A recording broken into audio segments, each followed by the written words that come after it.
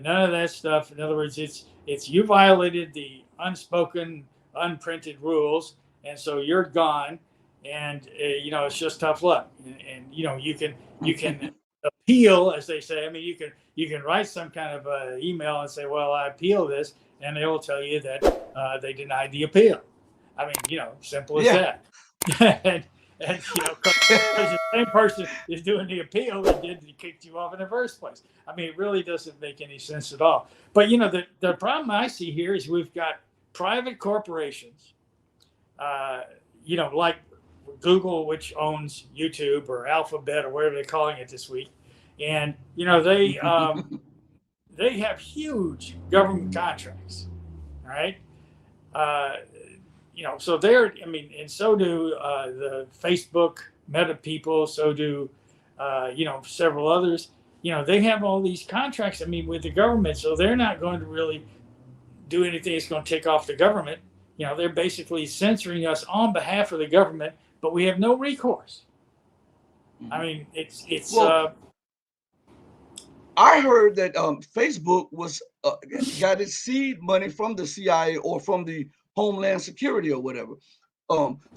Again, don't you think that this is a descent into madness where you are afraid of an opposing view, where you are censoring everything that may oppose the government line? And where do Mhm. you think this is taking America, especially as she implodes, because she is she's coming apart at the seams everywhere. Oh yeah. Well, I mean, it's making everything worse.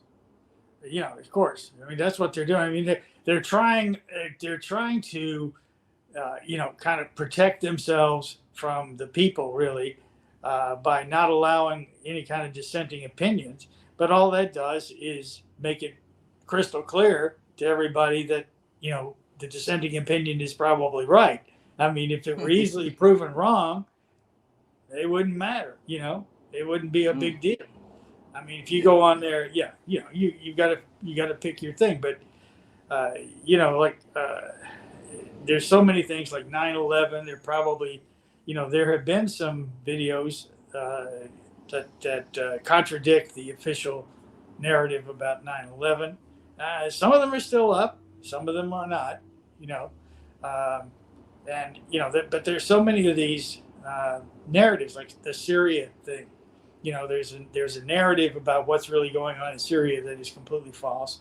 There's a narrative about what's going on in Ukraine that is false, and yeah, I mean we're stuck with that right now. I mean, it's not as though we have recourse because this is not a democracy. We're eager to go out all over the world and promote democracy and spend billions of dollars to promote democracy, but we don't have a democracy. I mean, we have a situation where a handful of oligarchs choose a couple of candidates who agree on everything that matters, and they disagree on some, you know, well, they disagree on two things. A few of these social issues, all right, they disagree on, and they disagree on the target of their marketing. Because basically one party's marketing to one group and the other party's marketing to a different group, but it's really, when you get them together, there really isn't any differences. There has been very little difference between what Trump was doing and what Biden is doing. Now, some things around the edges, but when and the rhetoric is different. I mean, certainly Biden talks differently than, but when it comes down to, well, what did you actually do? Pretty much the same thing. I mean, and almost everything you look at. So that's fascism, right? When corporate Yeah. when state government power merges with the oligarchs or the business class, isn't that Mhm. fascism and not democracy? Well, that's what Mussolini said it was, and he ought to know. At least, I should say it's a quote attributed to Mussolini. We don't, Mhm. we don't have a So video. yes, so I'm gonna bring Rashid in. I know he may have a question to ask before I ask you another question. Okay, there you. Rashid, you can ask Mr. Dunaway a question. Are you there, with Rashid? my mic. Can you hear me? Are you there?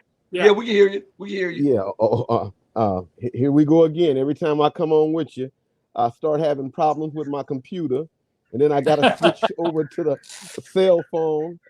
Uh, I just got on. Let me go a little bit further and get acclimated with y'all talking about, and then I'll ask questions. Okay, so first, what we were doing, we were addressing the censorship that is going on in the news and on all of these platforms, and how it's ironic that every time that the show starts picking up traction and getting a lot of views and a lot of readers to the articles on the other page that we have, all of a sudden, out of the blue, we get hit with a strike, the videos come down, and then we get banned for a week or 2 weeks or something like that. And Mr. Dunaway was talking about how the oligarchs are running the show. And I asked him a question, well, isn't that fascism? And he answered yes. So to pivot from that, what in the hell is going on with Joe Biden and his policies? And the British too, because they go along with this stuff that's going on in Ukraine. We know that it's East versus West. We know that. We know that China is solidly in the corner of Russia. Yep. And being so, that means that it is the most powerful, not only economic bloc, but it's the most powerful military bloc on the face of planet Earth. And yet America and the UK and the European Union, to his own suicide, continues to poke the bear and the dragon. And I want to say this before anyone comments, because this is very important. This is why I said America and the UK, because we know that the UK heydays of being able to exert power has been gone for some. This is what the headlines read on News today. Oops. Are you all there? Weapons used in Mariupol. Yeah. Can you? Yeah. Well, what, think about this. All options on the table. Go ahead.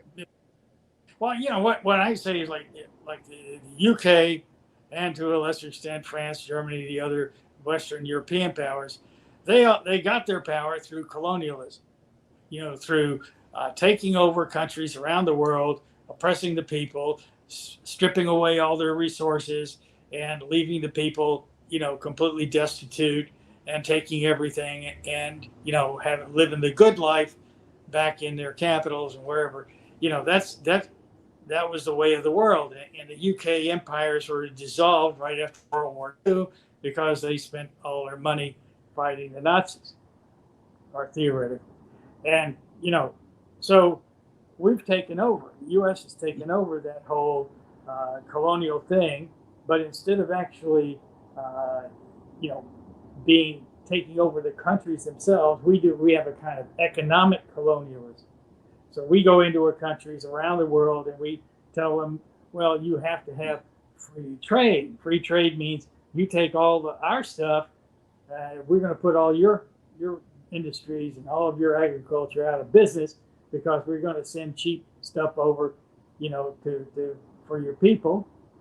And then we're going to loan you a lot of money, and the banks will tell you, you know, that you have to cut all education, you have to cut health care, you have to cut all this stuff so that you can afford this. And that's what's been going on around the world. And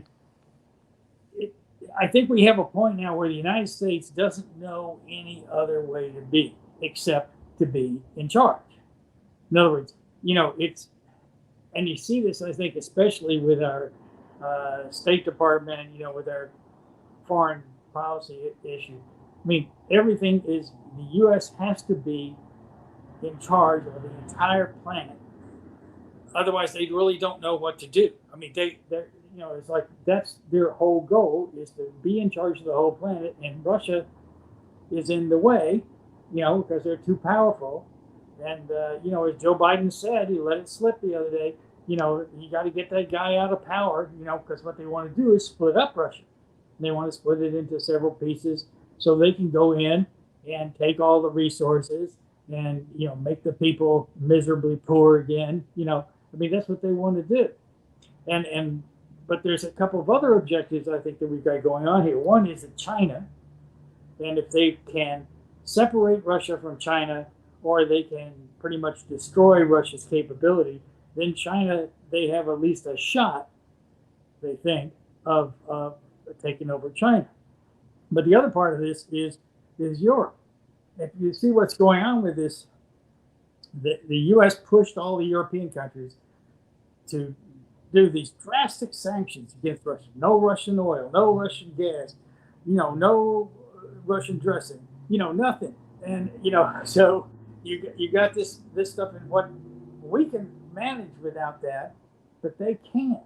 I mean, if we cut off gas and oil to Germany, or Russia cuts it off, or they cut it off for them, then, their whole industry is going to go crash right down the tubes. So essentially, we are also, cementing our power over Europe, so that the Europeans aren't going to, like, through the European Union or anything, challenge our global power. They're, because there's nobody in Europe, except for like countries like Hungary and Serbia and a couple of places, that really have the guts to challenge the U.S. on anything.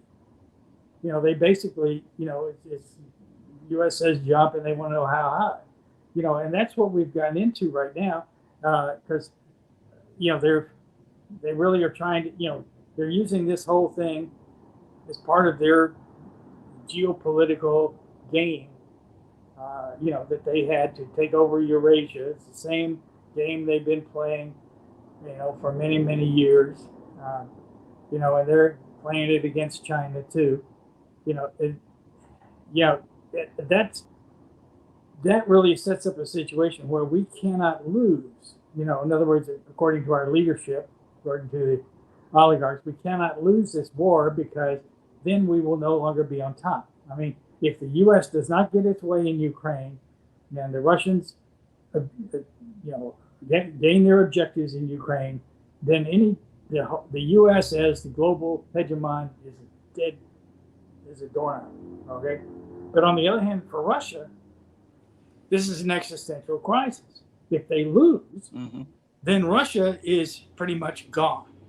And as Putin said, I think one time, he said, "I can't imagine a world without Russia. And if we're going to have a world without Russia, then we don't care if there's a world at all." What does that mean? It means he would do nuclear. I mean, if he had to. And that's, so you've got two people that cannot talk to each other.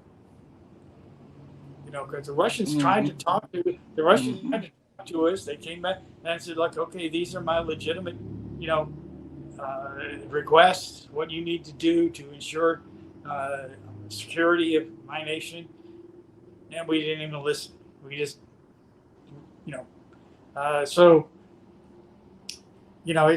we're in this situation where I don't think these people have a way out.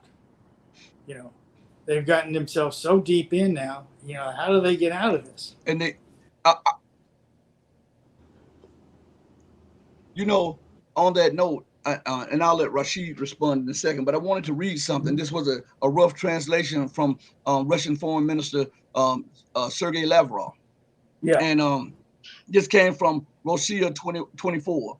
And it says, our special military operation is designed to put an end to the reckless expansion and reckless course towards complete domination by the United States, and under them, the remainder of Western countries on the world stage. This domination is built on gross violations of international law and under some rules which they are not now hyping so much, which they make up on a case-by-case basis. Kosovo can be recognized as independent without a referendum. Crimea cannot, despite holding a referendum observed by many international observers. In Iraq, 10,000 kilometers away from the US, they imagined some threat to their national security. They bombed it, found no threat, and didn't even say that they were sorry.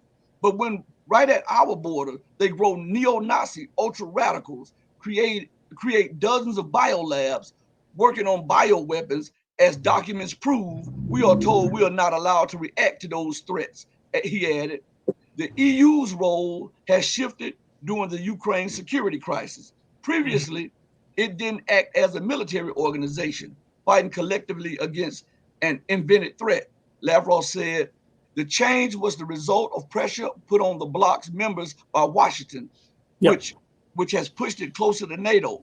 This, he says, is an utterly serious challenge. Even in the policy that the EU and the West, under US leadership, there is no doubt about it, began to pursue after the start of our special military operation, a policy that reflects anger, in some ways even frenzy, and which, of course, is determined not only by the situation in Ukraine, but by Ukraine being transformed into a foothold for the final suppression of Russia. That's from Sergei Lavrov. Yeah. So I always the Russians, appreciate Lavrov, who I have a great respect for Sergei Lavrov as a diplomat. But then you listen to, you want comic relief, you go listen to something that Anthony Blinken said. You know, that guy is ridiculous. You know, because he's always telling you, oh, you know, we have to support the sovereignty of Ukraine. Well, you know, after you destroyed, while ignoring Syria's. Yeah, you destroyed their sovereignty in 2014, dude. I mean, you know, this now is just basically a puppet regime of the U.S. So what's sovereignty? They ain't got no sovereignty. They haven't had since you took it away from them. All right, and then they want democracy. Well, you know what's Zelensky doing? He's banning all of the opposition parties. You know, that's not a democracy, and he can't do anything because if he tries to do something that might be intelligent and might lead to like stopping this war, the neo-Nazis will kill him. Simple as that. You know, because the United States is not going to protect him because they want the war to continue. I mean, this is, you know, we're trying to do what we did in Afghanistan.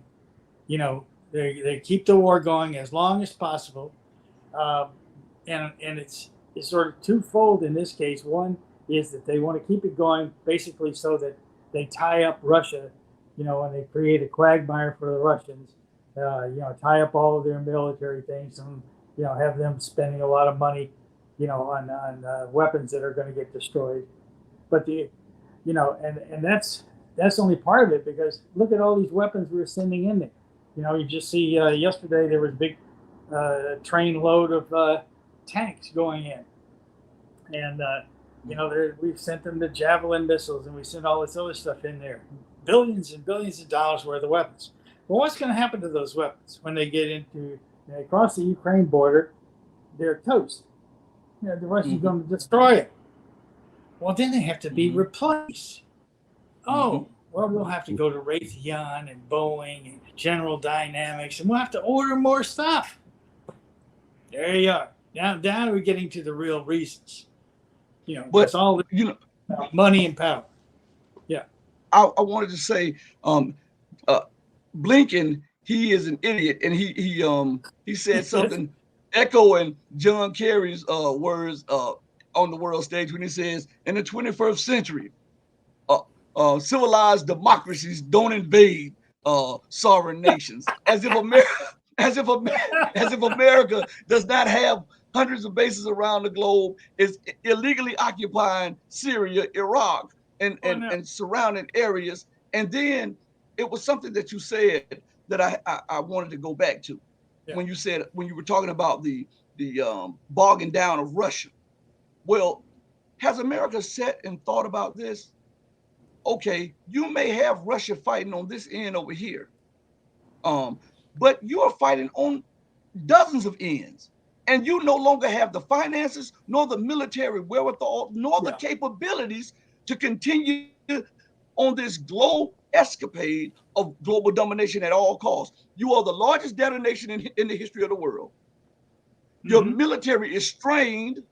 As a matter of fact, they were talking about this, and you can go to I think it's called BitChute or something like that. You can go and look at some of the videos where some of the Chechens are laughing at the American weapons that they've seized, and some of the captives are saying that they couldn't even use the weapons in battle. They were plagued with so many faults and everything like that. And this is another reason why on the battlefield, face to face, head up, that the Russians are demonstrating that they now have a great technological edge over their Western counterparts.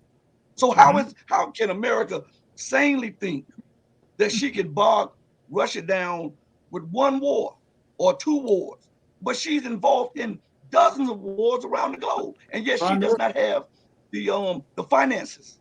No, and you will even see, I mean, now and then you see the U.S. Department of Defense coming out with statements that basically, are saying that most of the stuff that's been claimed about Ukraine is false, because they don't want us to get into this any further. They don't want the U.S. to commit troops into Ukraine because, meanwhile, we're over here, doing everything we can to start a war with China over Taiwan. We're sending Nancy Pelosi to Taiwan. Boy, I don't know, maybe she'll stay. But, I mean, we're doing everything we can there. And these biolabs that they found in Ukraine, well, they got these biolabs all over the place. I interviewed 3 years ago plus, I interviewed this Bulgarian journalist, Ilana Gaidenzeva, who found these things in Georgia, in the Republic of Georgia, these labs. And, it was so obvious what they were doing. I mean, there were people going in and out of there in U.S. Embassy cars, taking unknown stuff from these biolabs in diplomatic pouches and taking them back to the U.S. I mean, what in the world is going on? The only thing that could be going on is violations of the Biological Weapons Treaty. I mean, that's the only thing that could be going on. So, but they're everywhere, and they're around in Asia too. They were saying that in the Azov steel mill, underneath the steel mill, because there's 8 floors, they said that the United States, the reason that they're fighting so intensely is because there's an American general trapped there, and there are some there are at least 100 NATO they wouldn't say, I guess they were special operations advisors, as they say, quote unquote, that are trapped also. And they were saying that in that steel mill there is an underground biolab that they're trying to protect or whatever, like it, so that the Russians don't get their hands on that. What say you on this situation with Mariupol? I don't know about the biolab under the steel plant, but certainly I think there's we've had, I think, the one of the top leaders of the Russian Duma who's come out and said that they're 100% sure that there are high-ranking NATO officers in there. I mean, that's why they've lost 5 helicopters, I think, trying to go in there. I mean, that's ridiculous. You're flying there with a helicopter, try to rescue people from this thing. Now, what are you going to do when you get them back on the helicopter? You're going to fly back over. I mean, come on, people. I mean, I think the Russians should have waited until they got them on the helicopter and then shot them down.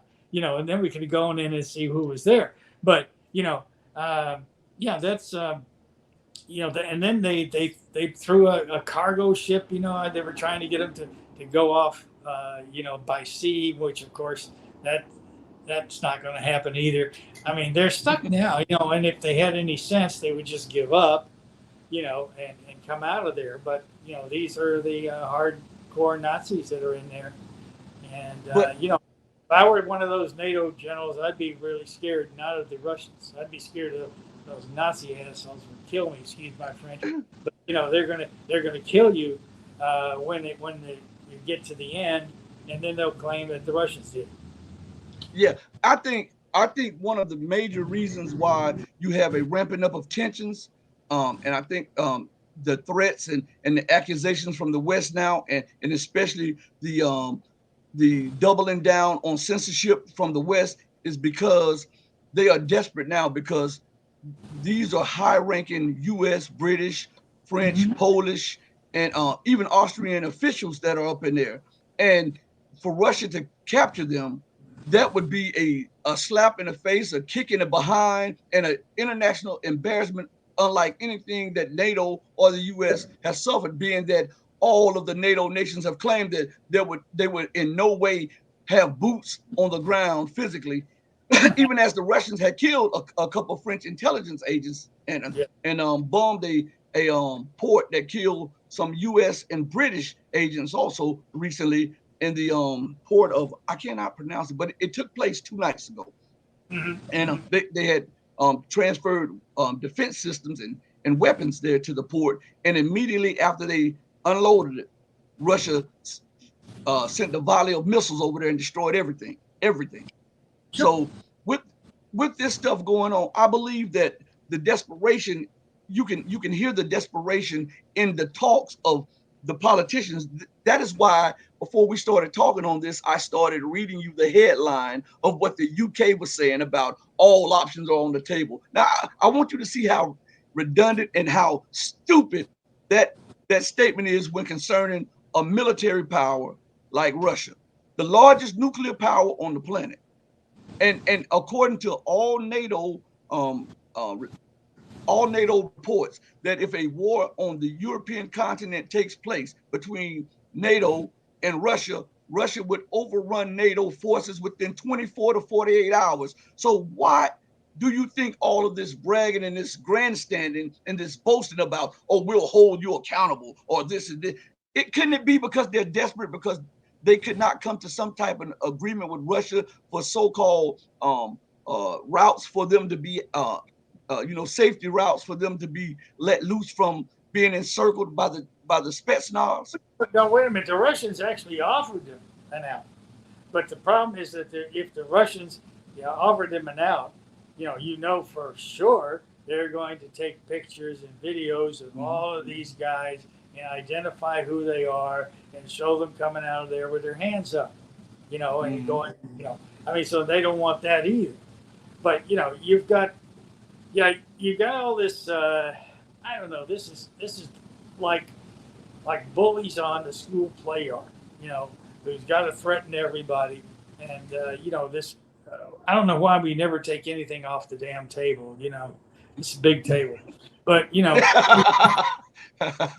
all these options are staying right there. But, and that's nonsense. I mean, we can't have a nuclear war with Russia because I can tell you in a nuclear war with Russia, there will be no Washington, D.C. after the first hour, and that'll be just complete, flat earth, so that's, and nobody really wants that, I don't think.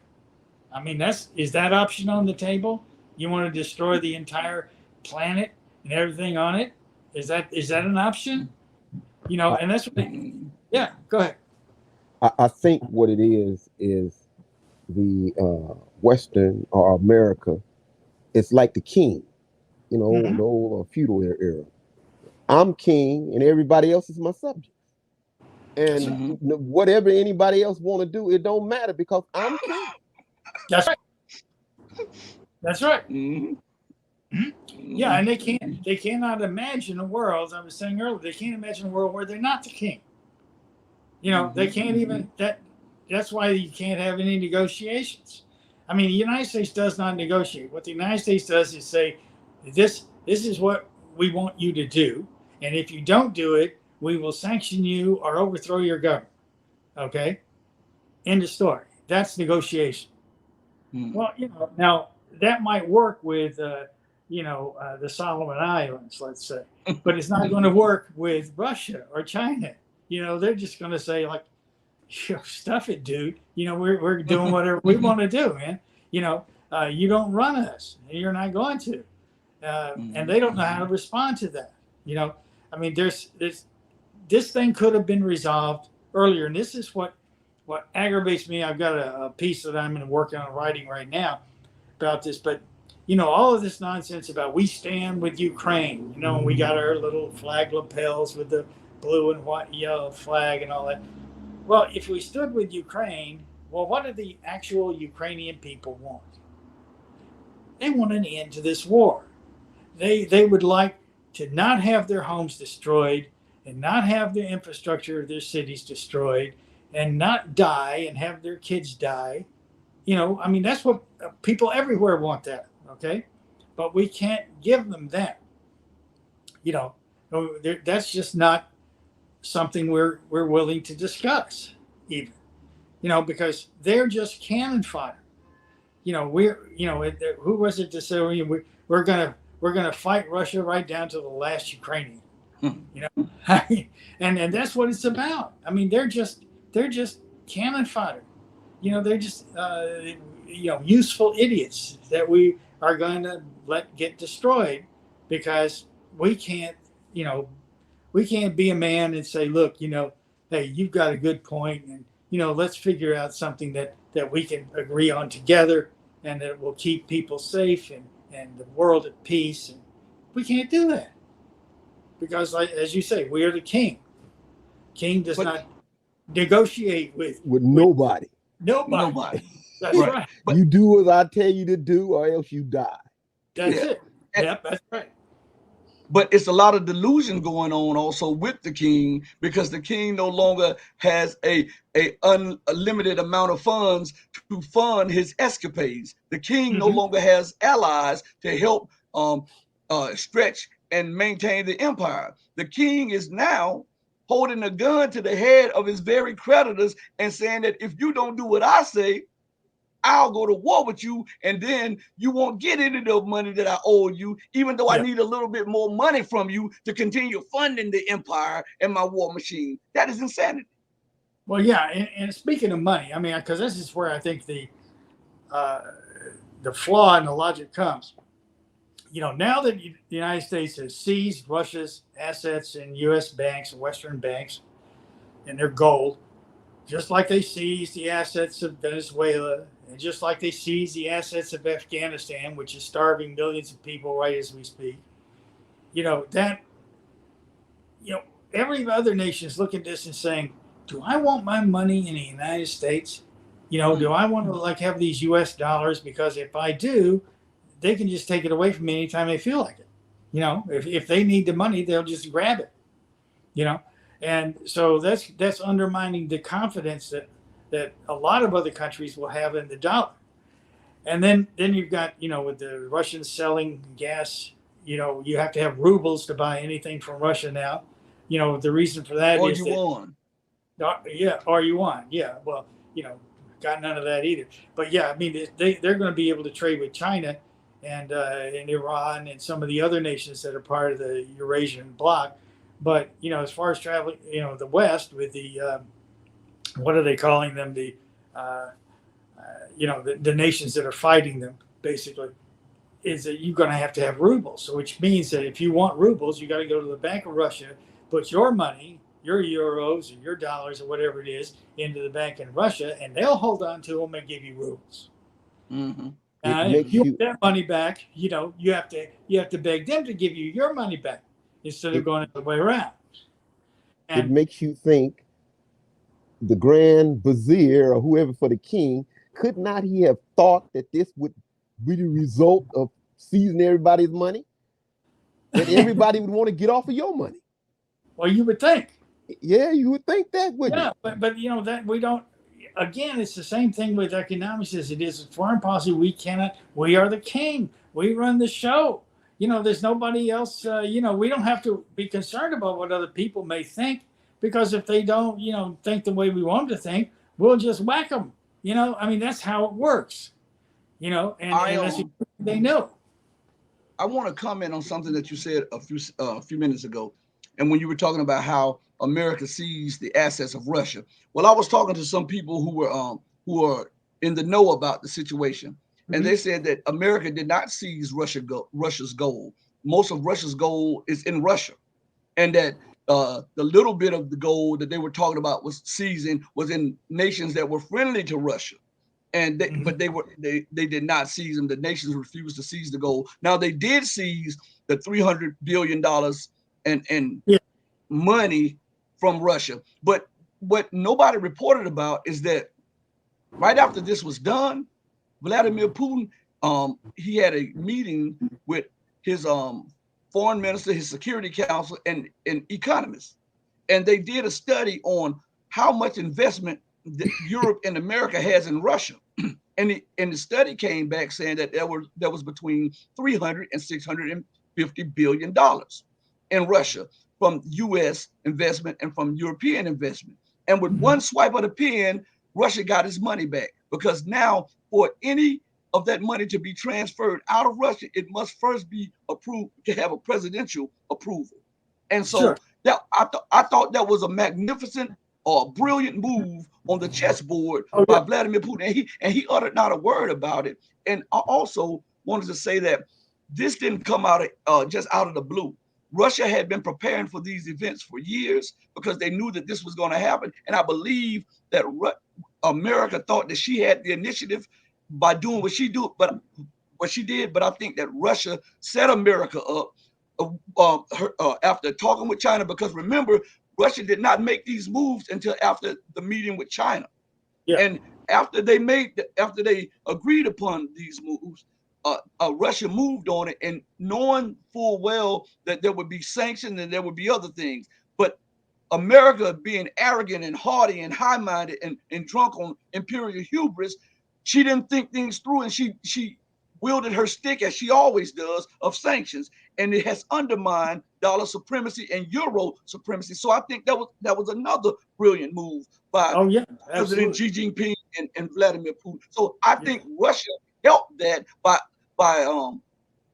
I didn't think that she unknowingly left that amount of assets in the Western world, but I think that was a bait on the hook, geopolitical hook, to grab the Yeah. big fish and start reeling it in for the whole world to eat off of a little bit. I think that's what that was. Yeah. And just to underline that, I mean, after Putin and Xi made this statement, at the Olympics, and if you read that statement, I mean, that is one serious. We are not just allies; we are like tied together. We You are know, brothers. then that idiot Blinken, after he's reamed out all the Chinese and read them the riot act in Alaska, in which they told him, where to stuff it, then he goes over to Beijing, to try to plead with them to talk sense into the Russians, meaning, make them do what we want them to do.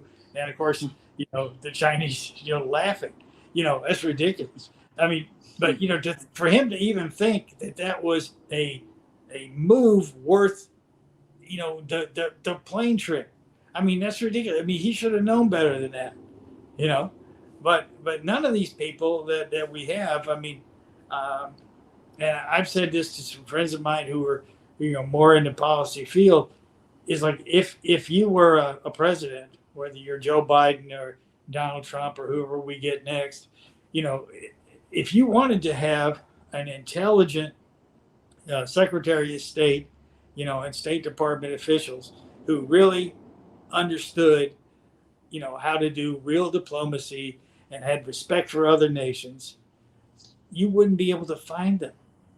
We don't got those people anymore, because we don't train those kind of people in our universities anymore.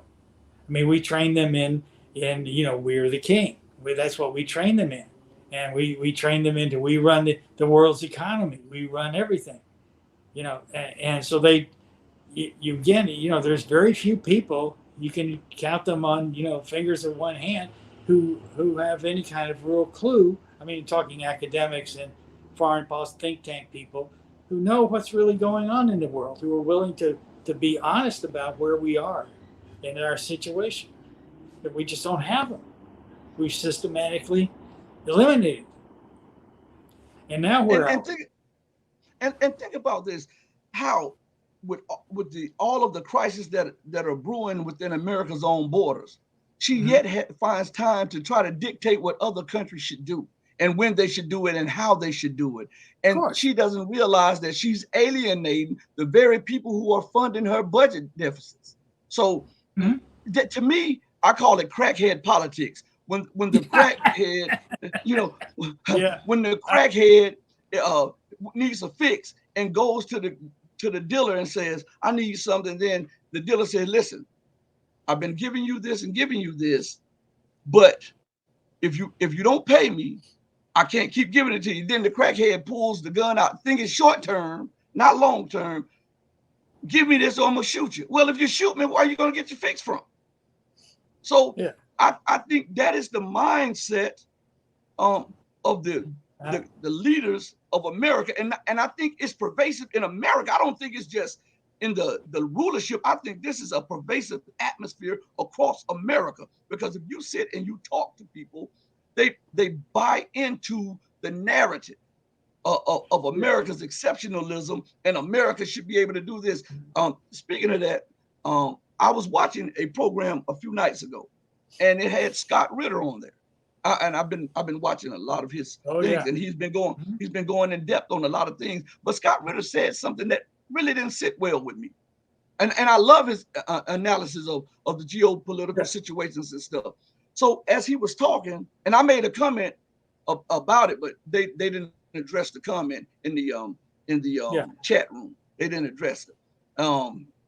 But he said he was talking about and everything, about how NATO is was designed to be a defensive organization, which it never was.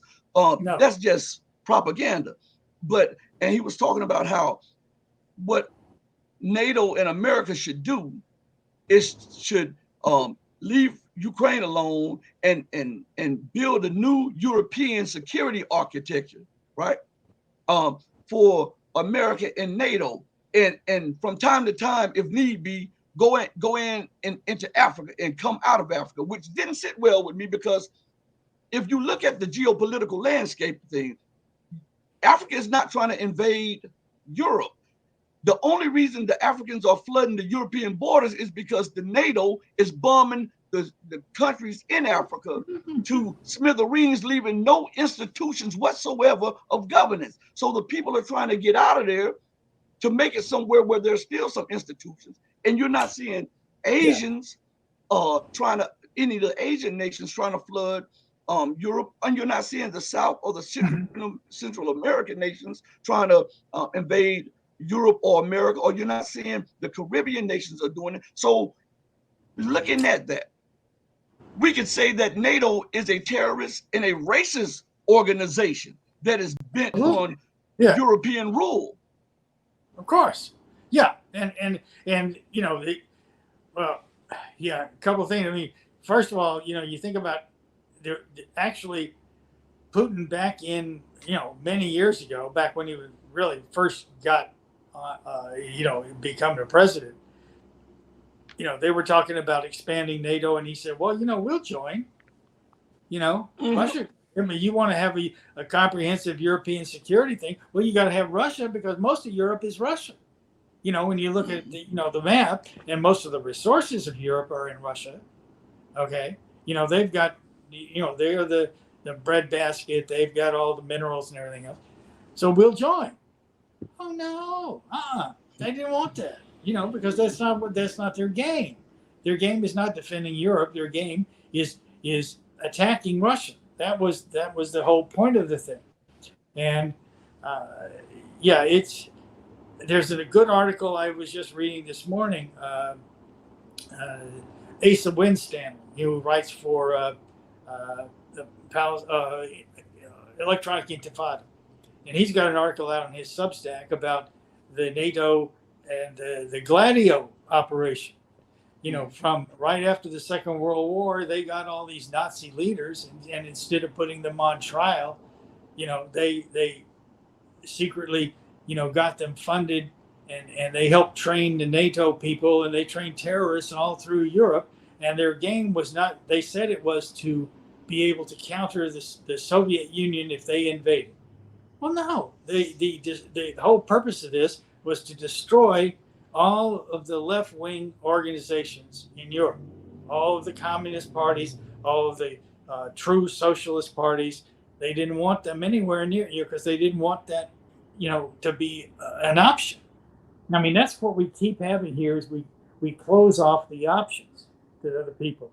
I mean, that's how our diplomacy works, is that we don't give you any other options. It's like, do what we say, or we will destroy you. That's negotiation.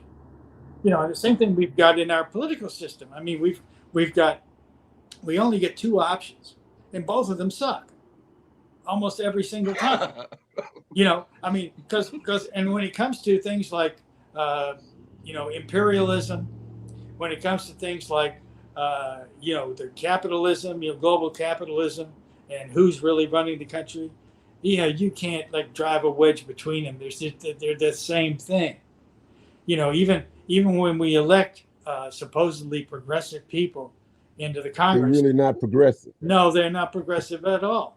Or they get there and suddenly, they feel like, well, we have to play the game if we're ever going to get. No, the game you have to play is I ain't doing it unless you do it my way. I mean, that's the only game they're going to understand. And so we never get anybody. I mean, we have a couple of people in Congress who seem to have a little bit of courage, but that's out of 500. You got a couple. Yeah. No, I don't. That's not going to cut it. And we're not going to be able to get any more in either, because they're not going to allow them to get the nomination to be in Congress and the Senate. No. And the media controls everything, and they put out their media to lead the public to what they want to do. That's the reason why Brother Rashid was saying, that you can't get anybody to think different. This is where all of them think, but because the media is constantly feeding it into them. This is what you should think. Bad Russia, bad China, bad everybody else, good us, and everybody else is bad. That's right. Well, yeah. And America is always justified intervening in any situation around the globe, whether it's 2 miles away or whether it's 20,000 miles away. She's always justified because the media will always pump it as a righteous cause. If we don't do this, then democracy suffers. If we don't do this, then America suffers. And that puts America, again, that's crackhead politics, because now I'm the king. Yeah, like you said, I am the king and everybody else is my subject. Right. And you think about it. I just think about this, because this is nothing short of madness and chaotic thinking by the leaders. When a nation produces 93% of 93 to 95% of all goods that go on your shelves, when that is your largest trading partner, when it is your largest financer, right? And it is the world's largest manufacturer and lender, and yet, and now it has the largest army, the largest navy, and as projections continue, they say by 2025 it will have the largest air force in the world too. And yet you want to hold a gun to them, yet you still have an IOU out, a long-standing IOU out to them. How in the world can you make war with them when your weapons are proven to be inefficient in Ukraine? They prove to be inefficient in Afghanistan. They're proven to be inefficient in Iraq. Remember, Iran bombed 2 or 3 of her bases, and her air defense system didn't even detect the missiles. And look at what's going on everywhere. It is showing that her military might is not once what it used to be. And think about this. She is waging war with 2 superpowers, which is China and Russia. And they are 2 of only 3 nations on the planet that have working hypersonic missiles. The other one is North Korea, to have a hypersonic missile. No other nation even though America leaked that she successfully tested a hypersonic missile, that was propaganda. That was propaganda. And a source close to the situation had already told me. And when I asked him about it, he couldn't stop laughing. He laughed for about 5 minutes straight. And he said, bro, do you actually believe that? And then he started telling me what was really going on, and it was trying to show Russia and China that, hey, we have them now, and we're going to arm them, and we're going to put them on your borders, and to try to make them bow down to American dictates or whatever. Well, what our problem is, our military weapons and our weapon systems are created for one reason, is for the profit of the companies that make them.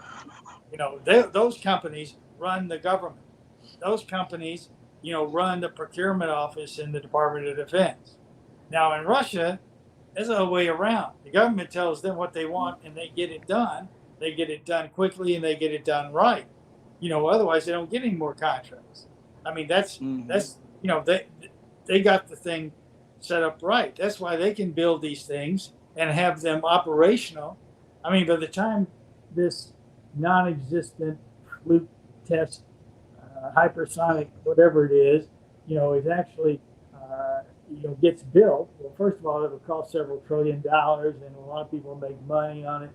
So it'll be several years before it comes out. I mean, then the Russians will already be light years ahead of that. I mean, that's ridiculous. I mean, it's like the thing to do here is to say, look, is there some other way we can structure the world? And the Russians have been saying this for a long time about the world. I mean, there's no reason that we can't sit down with people. I mean, other than our own, arrogance. That we can't sit down with people and say, look, let's figure out a way that we can run the whole world. And maybe we should return back to the ideals of the United Nations and international law. That basically was constructed by the United States, by the way, in the late 40s. But now we have people talking about the rules-based. Can you hear me? Yeah. Go ahead. I hear you. Go ahead, finish what you were saying. We're talking about this rules-based international order. That's what you hear Biden and Blinken and Nod and whatever saying.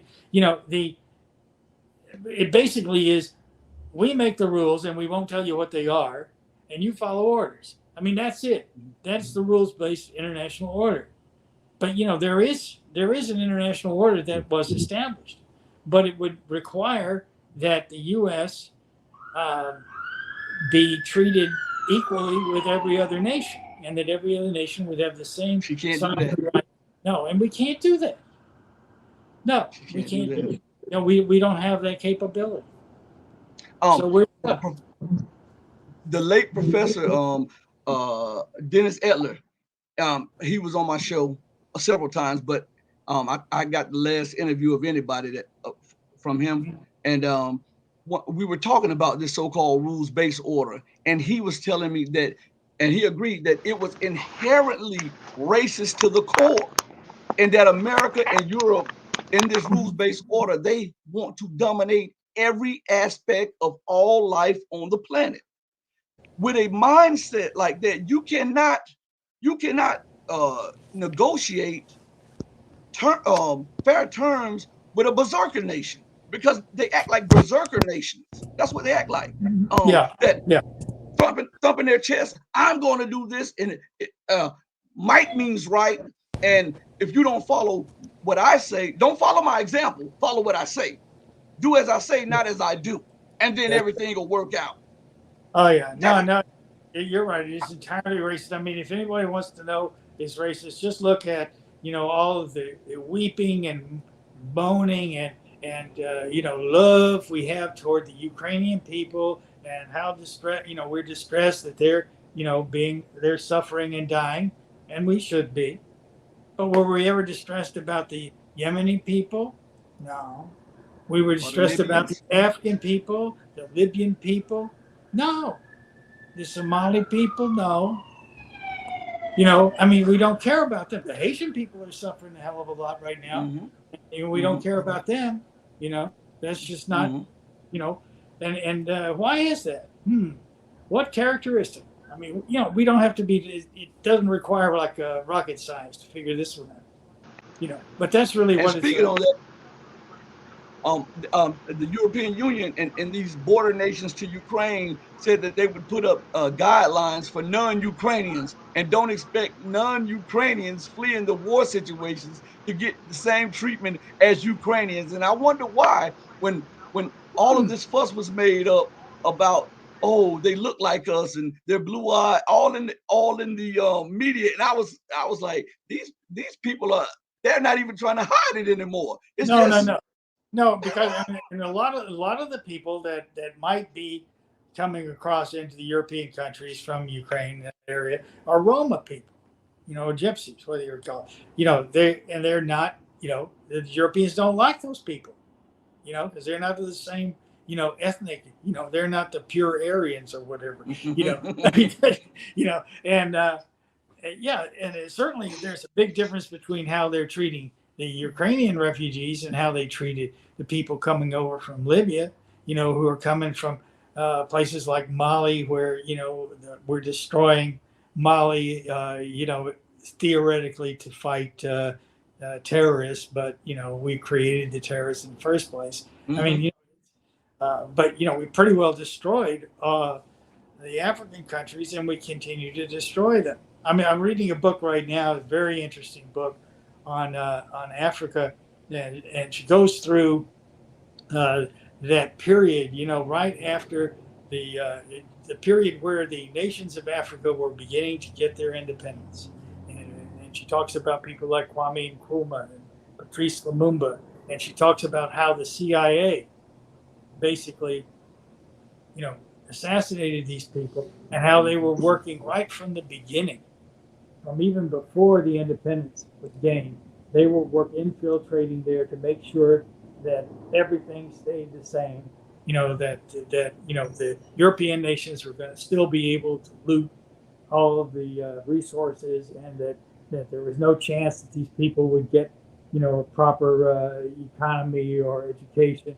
No, they did that right from the beginning. It's very clear. That's what we did.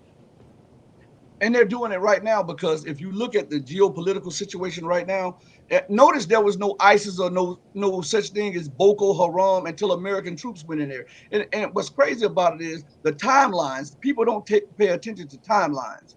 And now we see America trying to force certain African nations for basing rights.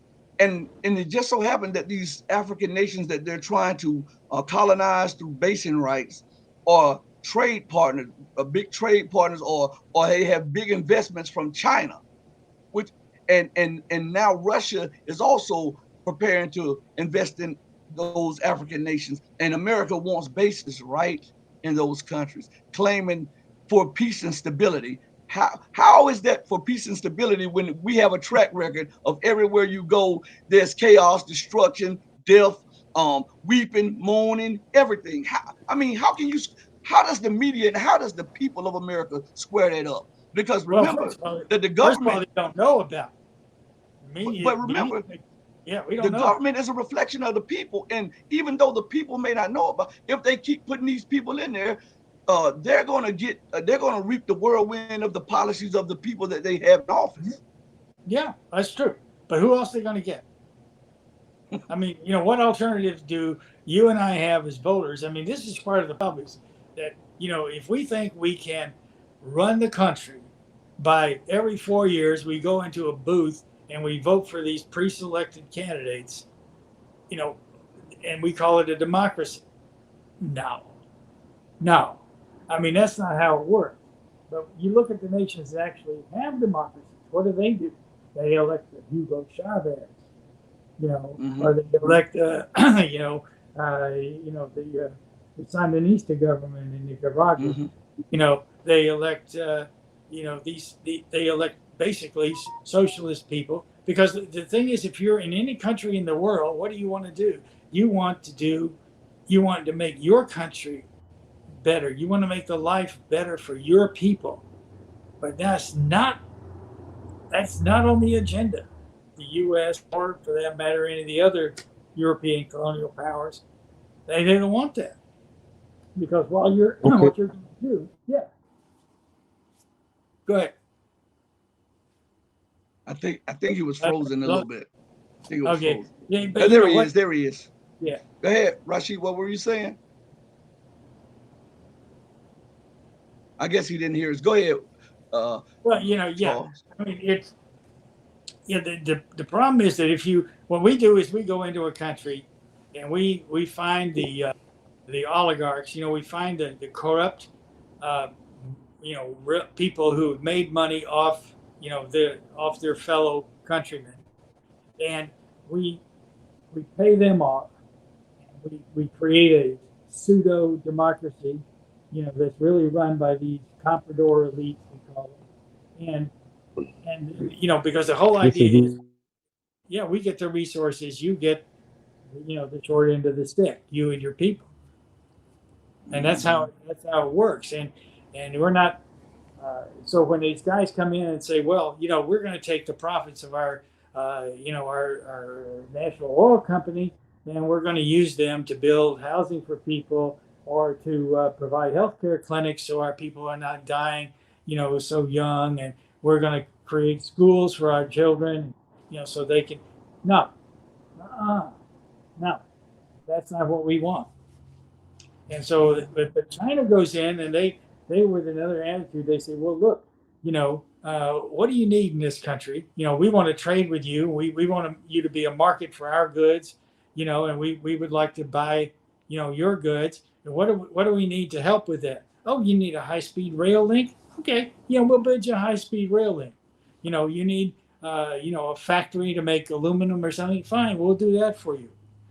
And they'll do it, and we don't do that kind of stuff. We ask the wealthy, elites what they want and what it would take for them to basically do what we want, do our bidding, and that's what we do in those countries. And that's why they're going to China. I mean, look how many countries in Africa have actually supported the U.S. sanctions regime against Russia. Mm-hmm. Not very many. Yeah, right. Because they know the game. Isn't this a recipe for destruction for the American Republic?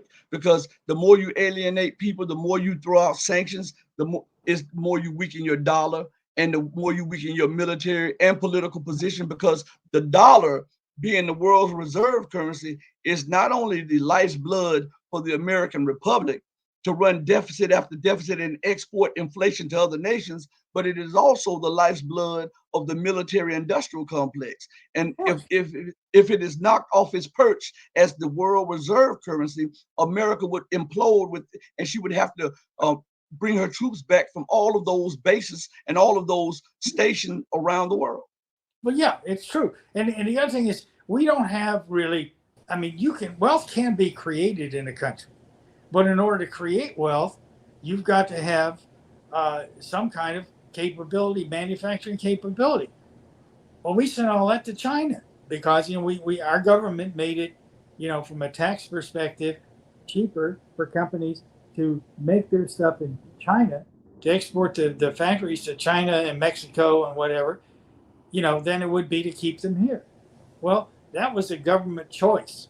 That was a policy choice made by our corporate-owned government, to benefit the corporation. Well, that's going to come back to haunt us now because we can't make anything, really. We have to buy everything. Well, what do we have to buy things? We have to have money to buy it with, money that the country on the other end is willing to accept. And we're going to have to get ourselves some yuan, because I don't know where we're going to get that stuff, But and you look at everything else in the country. I mean, we've cut all the taxes on the wealthy, so we have these billionaires who made enormous sums of money during the time that we were all locked down for COVID. The Jeff Bezoses of the world made billions and billions and billions more dollars than they already had. Okay. Well, meanwhile, people were going without, not able to put a roof over their head. We have thousands and thousands of people living in the streets of every city in this country. We have, the educational system is complete garbage at this point. In the whole country, because we've intentionally destroyed it because we need to make profit off of it instead of educating children. That's unimportant. It came from Nixon. Yeah. It came from Nixon. What did he say? The sons of Nixon. One of the sons of Nixon went and suggested that we should make money off of education. Same thing with the health insurance. Yeah. No, you can't. We basically, our game is to suck all the profit out of everything, and give it to the wealthy people. And what good are these wealthy people? I mean, they're not going to do us any good when the dollar crashes and we're going to be back into the early 1930s, and there's not going to be, or worse, yeah. And the billionaires going to help us out? No. I want to go back to something you said about the education. Now, why is it that the wise, the scholars of the land, especially the government officials, cannot see that if a nation has no strong educational base, then you are eroding the very fabric of the society? Because without the proper education that enlightens and elevates the people, and then you'll become on the level of a savage. And we see the savagery in American domestic policies, Oh, yeah. and we now see it in her foreign policy. And Well, we as you see it in the address that, street. Yeah. yeah. So as you address that, it's one more thing I want you to address alongside the savagery of America as she descends into madness because of her educational system. But I want you to also to address this. Following World War II, America came out of World War II as the preeminent global power. She produced for Europe.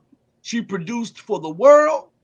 She was number one in every measured chart.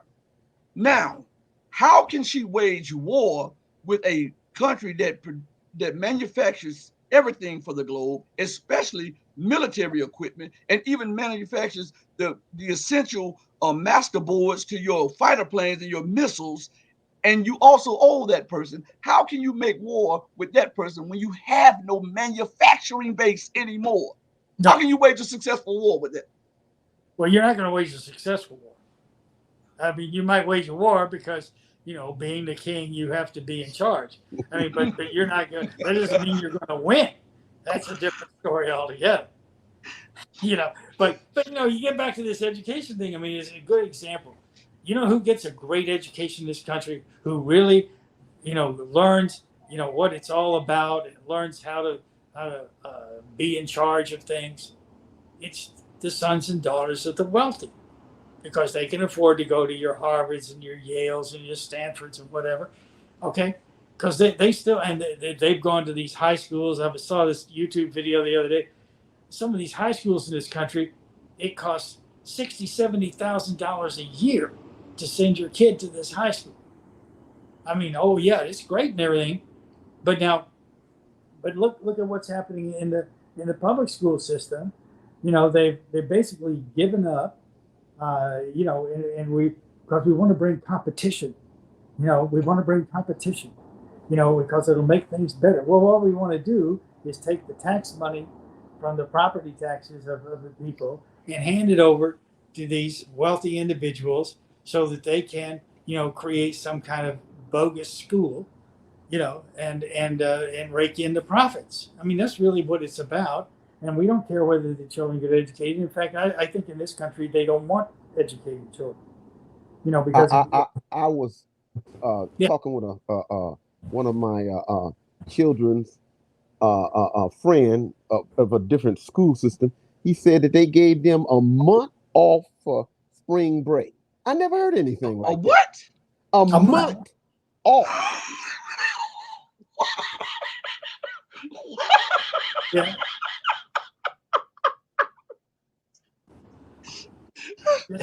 I've always thought it was a week, but they gave them a month off. Oh my God. Did they send them all to a hotel in Daytona Beach? I'm afraid not. But listen, why I'm saying that, you see how America is, and let me address something too, because Rashid said something that was very pertinent when he said about he didn't know about that when they gave the children the month off. Do you know that in the area that I'm in now, these children have more days off and they have all kind of new days to be off from the school than I've ever heard of in my life. And I'm like, I didn't get that. I didn't know anything about that. That must be new. Can the people who are implementing these policies sit back and reflect and see that, as I said before, it is education, the proper education, that elevates people from savagery to civilized. And if you destroy that, then guess what happens? You revert back to savagery. And we can see that in the domestic affairs of America and her foreign affairs. And to give you a point in case, I was looking at an article 2 days ago, and a church opened up their basketball gym for some kids from the schools and stuff to come in and have a intramural basketball tournament or whatever. Yeah. So after the team lost, the teenagers walked up to the referee, floored him, and when he got up to try to fight back, all of and all of the referee peers stood by. This is in a church now, and the children start beating this guy to a pulp in the church because they were mad that they lost the game. If that is not savagery, then you tell me what is. And it is a reflection of the policies of the government, and it's a reflection of the educational system or the lack thereof. And it is being exposed for the entire world to see. And that's why China and Russia and the other nations are now making mark of the great Goliath. No, yeah, you're right. No, because this kind of thing does not go on in China. Because in China, there's really an emphasis on education. I mean, you have a whole system there, and I mean, the kids are, they're all like on pins and needles trying to get the university exam passed because they all have to pass this exam. But what we have done is we've said, well, we need to educate our children, but we have to measure it because we don't want to spend any money unless we are absolutely sure that we're getting, our money's worth.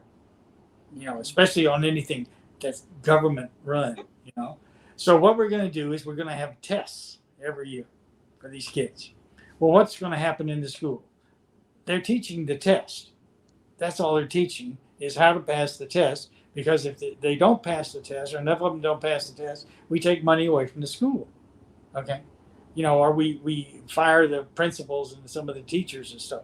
I mean, so you've got a situation where we're not taking the time to have people. Children should be sitting down and talking about these things. I mean, when we tell them about the history of a country, we should be engaging them in conversations about it. And getting the different perspectives on what goes on, because there's every part of our history has some good stuff and some bad stuff. We need to teach both, and we need children need to be thinking about these kind of things, because all the things that we have done in the past, we still doing them. We're just recreating that stuff. And yeah. Speaking on that, I read an article where they said China was going to graduate 3 million PhDs this year. 3 million people with PhD degrees. Well, the other thing is, though, about those people will get jobs. You get a PhD in this country, tough luck, buddy. You owe $100,000, $200,000, and then do you want to do the barista, or do you want to work in the McDonald's?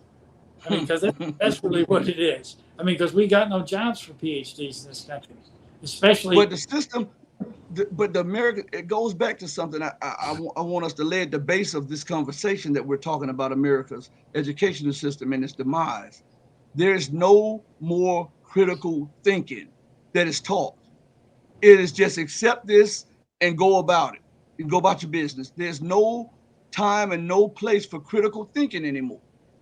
And America, the politicians and the leadership does not understand that this undermines the American Republic, and it also undermines her, since this is a national security, because there's nothing that is more of a national security than the education of the future professional leaders of a country.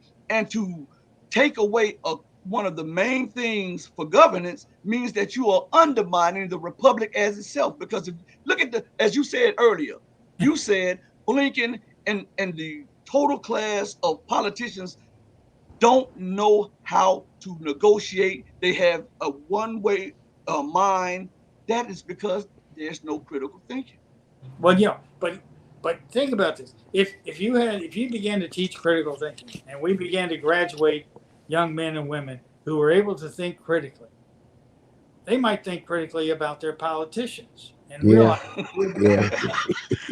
they might be thinking it's time to replace the politician, huh? And how they haven't got a prayer of ever getting out of poverty, because these other guys are sucked up all the money. I mean, they might start thinking critically. I mean, we can't have that. That's what the system is designed to prevent that. Not, I mean, because what are we supposed to do? You're supposed to learn these facts that are going to be on this test. So that if I give you the 5 options for what year Columbus came to America, you're going to be able to pick the right one. I mean, that's that's what we're teaching them.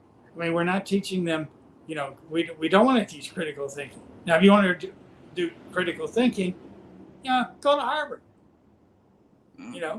go to Yale, go to Princeton. They'll teach you critical thinking. At a high price. Well, first of all, you won't be able to get in, number one. Yeah. And number two, you won't be able to afford it. But we can't have that. But who can afford it? Mm-hmm. We know who can't afford it. And that's what we're about, because what they're saying is, like, we want our kids to be able to think, but we just don't want their kids to be able to think, because then they will, because there's more of them than there are of us, and we could be in trouble. I mean, but at the same time, they're in trouble anyhow, because it undermines the value of the republic. It undermines the security of the republic. Mm-hmm. And it undermines the potential growth economically, technologically, politically, and militarily of the republic also. Yeah. And also, I want to bring up what you were saying about the military. In China, there's no $300 million toilet seats. No $5 million lug nuts. Yeah. In China and Russia. In military industrial complex steals from the public. Right. Well, because they run the government. They own the Congress. And they have that revolving door with the Pentagon, so that all those guys that are actually out buying those toilet seats, know that, geez, I mean, when I retire, I'm going to get a cushy job. I'm going to be in the board of directors of this corporation here. So, no, they want $500. Fine. It must be that. Okay. That's how they run it, and no, they don't do that in China. You try Look at this ship. Look at this ship. What is a Walt or whatever that it was billed as the future of battleships. And then it had to be towed through the Suez, through the Panama Canal. It broke down, and then it rusted, and then they had to have 4 ships to tow it. And then when they fixed it, it broke down again. It broke down 4 more times. Yeah. And now they're talking about, well, we're going to upgrade it. Upgrade it to what? What was it in the first place? Because it was a waste of money, billions of dollars. Like that aircraft carrier the elevators to pull up the ammunition to the planes didn't work. Okay. Well, and then some of the planes don't work either. I mean, what the F-35, it's pretty. They great. said the gun don't shoot straight. Right, and can't fly. And they said that you can't fly when it's raining, a lightning storm. You can't fly during a lightning storm. So they're putting out junk. Well, but what are they doing? They're making hundreds of billions of dollars. I mean, the thing is, if you create a really good piece of equipment, you don't have to replace it next year. Yeah, you're right about that. It's still working. Okay. If it don't get clogged with sand every time you're running across the desert, hey, then we'll be buying one next year. I mean, that's what it's about. It's like the planned obsolescence with the cars that we used to have. It's the same thing. And so the empire is eating itself up from within. That's what you're saying, because we are definitely. Yeah, definitely. That's what's happening. We're rotting ourselves. I mean, we're at greater threat from ourselves, I believe, than we are from the Russians or the Chinese. Because if you look at, I was going to say, and I wanted to add on, because I want you to comment on this. I really want your observation on this. Why is it that America is every year she passes a record budget every year, military budget every year, but the people don't see that as a threat to national security, even though these budgets consume a vast majority of the money that the government takes in, and yet it's misappropriated, and yet she's spending more than the next 10, 20 countries combined, but that never gives her enough security, so the next year she has to have one even bigger. What? Do they understand what that is doing? Well, nobody puts this there. You will not hear this on the media anywhere, and you will not hear any politicians, not any ones that get elected, talking about this, is that, we're spending all these hundreds of billions of dollars on the military, and God only knows what we're spending on the CIA and the NSA and all that other nonsense, but we don't, we can't afford health care for everybody. We can't afford to forgive the student debt, or to make colleges free. We can't afford to build housing in this country for people that need it. We can't afford to fix the infrastructure of our cities. We can't afford to build high-speed rail networks. We can't afford any of that stuff. But we can afford to give it all to the Pentagon. Nobody makes that connection because the media will not make that connection. And people are not thinking critically, so they're not really putting two and two together. And that's, I don't know how long they're going to be able to continue to fool everybody, but it seems they think they can just keep going with it.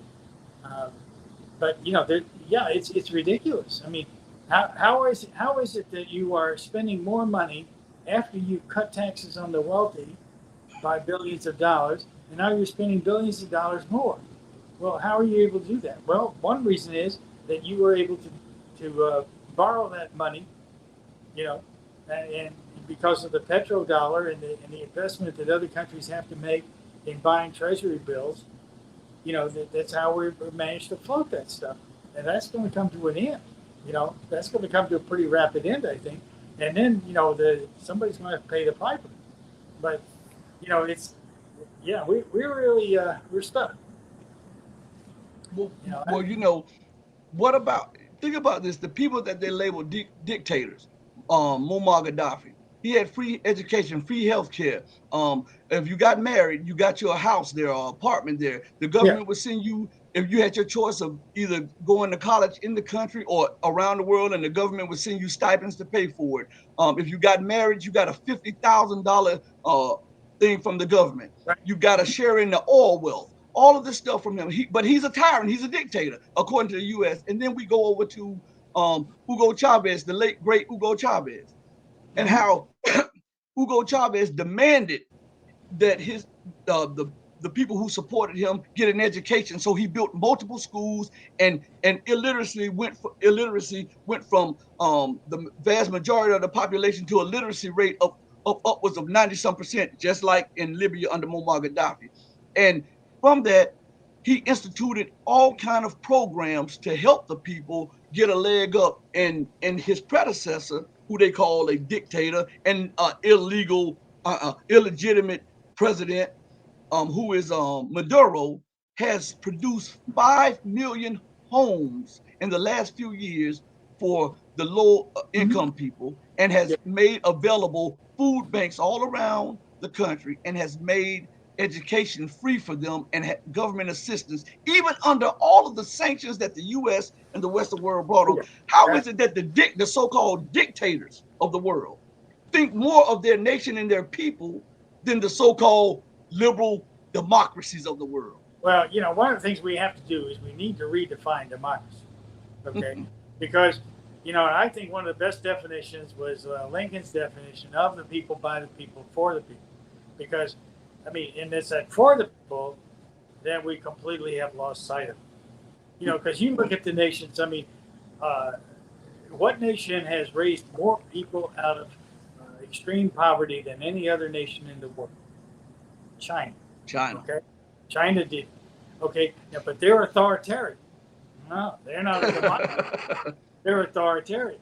Okay. But, and you think about, but ask yourself, all right, let's suppose that you are in charge of the United States, and you want to change everything around. You want to quit spending all this crazy money on the military. You want to make peace with the other nations of the world, and you want to take care of the education and health of our children, and to make sure that everybody has a decent place to live and enough food to eat and everything.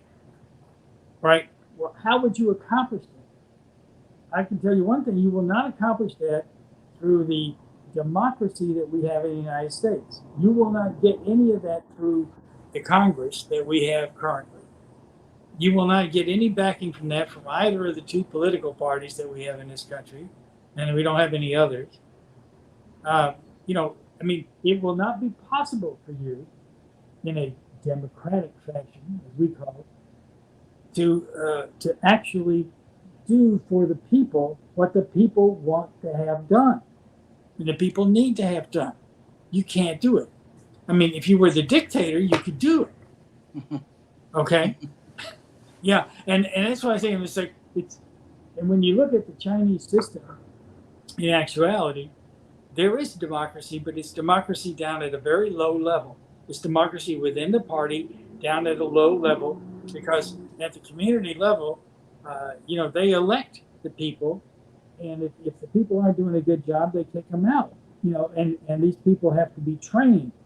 They train their city councilmen, if you will, how to be work at the state level. And then they train the people at the state level how to work at the federal level.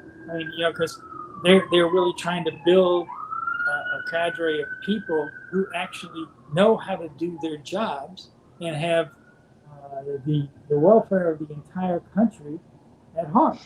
And it works for them. That's why they have the best economy in the world. While they're growing faster than they're going to outpace us within the next couple of years. While they don't have this extreme poverty, they have more high-speed rail in China than they do in the whole rest of the world combined, and many times more. I mean, and they don't have no billionaires that's gobbling up all of the money. They have a few, but I think the guy for what I was reading what's his name, Huawei. I think he owns. They say he owns 1% of the company. The people own the rest of it.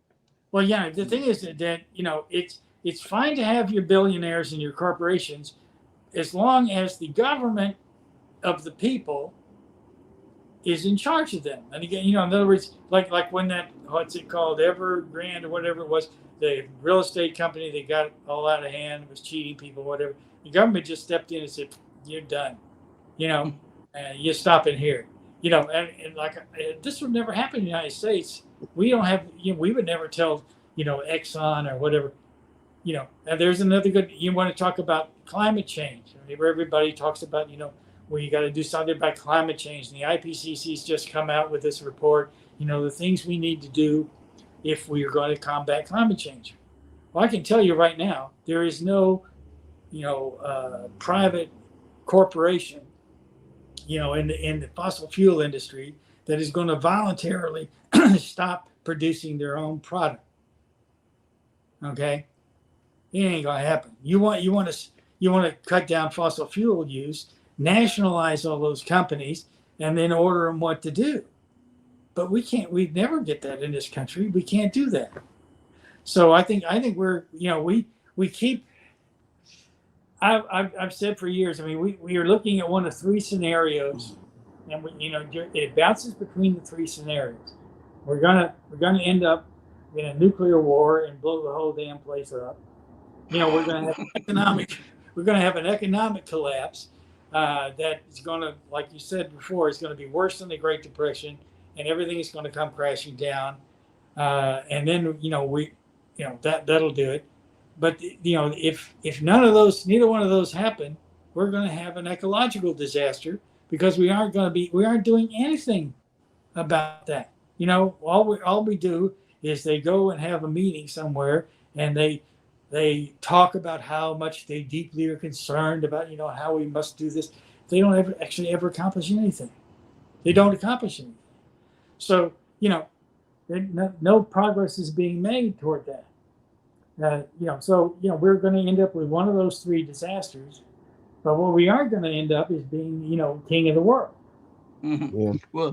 Yeah. On that note, it's a few things that I just wanted to say to you. Who do you think is responsible for the so-called damage to nature and the climate change? Because it's not South America, it's not Central America, it's not Asia, it's not Africa. It has to be Europe and America, because they were the so-called industrialized countries of the world. So they are responsible for mostly responsible for the condition of what you see now. All right. And now, on top of that, I was saying that China has a middle class, because you brought up China's middle class. China has a middle class that's almost twice the size of the population of America. And they have this year, but they did it last year, they have the largest amount of billionaires in the world. But their billionaires does not have the same sway in China as the billionaires have in America and Europe. The government has the final say, not the billionaires. That's So- right. No, So but, go ahead. but yeah, but we can't grab control now. You know, it's too late. You know, barring some kind of like major catastrophe, you know, we're not going to be able to grab control from the billionaires. You know, for two reasons. One is they don't want to give it up. Number one, but number two, and they're making sure that the population is never going to have, you know, either the information or the critical thinking ability to, you know, take it away from them. You know, they don't. I mean, because people do not understand what's going on, and they're not going to let them understand, and that way they can keep their dollars. You know, they can keep being making more billions. But, So I was going to say, in closing, what is your message to, because we're going to chop the video up and we'll put snippets of it on YouTube so that they won't suspend us completely from this. But what would be your view on the situation in Russia and China? I mean, the situation in Russia and Ukraine vis-a-vis America and NATO.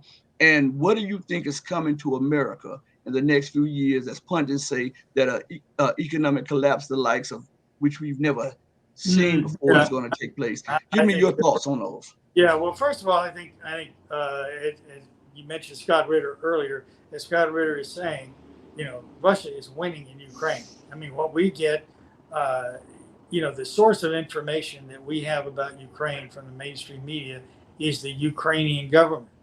Well, who's the Ukrainian government? Well, the CIA, basically, you know, and the State Department. That's not a sovereign government at all. So basically, we're taking, you know, CIA talking points and putting them in front of the people, and they're all wrong. I mean, the first thing I would have to tell people is if the government is saying it, and if the mainstream media is saying it, that there's a 90% chance that it's baloney. And so, you know, you need to look elsewhere. If you want to find out the truth, you need to look elsewhere and use your common sense. You know, why would Russia, who's winning a war, just like why would Syria, when they were winning their war, use chemical weapons? Why would they do such a thing? That makes no sense. And first of all, chemical weapons aren't that effective. Okay. I mean, that's the kind of thing we keep getting this nonsense, but yeah, I think there's no question that the Ukraine is going to lose, which basically means the US and NATO are going to lose this, and you know, I don't know what they're going to do when they're faced with that reality. I mean, that's another question altogether, because these people are not sane, you know, or intelligent. So, but yeah, you're right. I mean, I think the next thing for us is economic collapse. You know, because there's just no way that we can continue on this track. You know, there's not. You know, I mean, we've talked about it through the entire program, but there is no way that the United States can continue to be, you know, trying to rule the world and spending billions and trillions of dollars every year to try to keep control of the world. That's just not going to be sustainable. It's going to have to stop, and it will stop.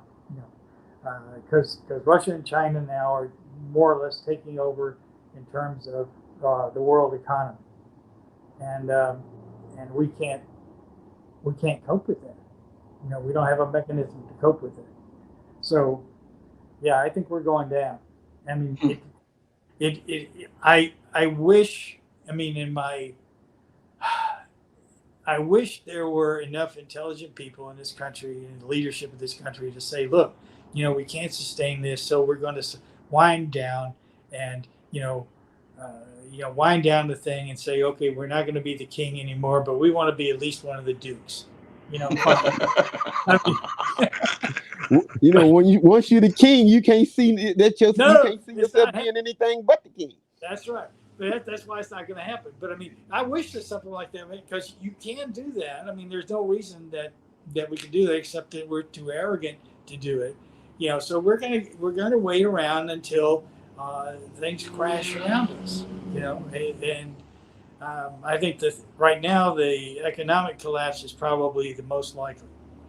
And you were talking about, and I'll say this in a few parting words.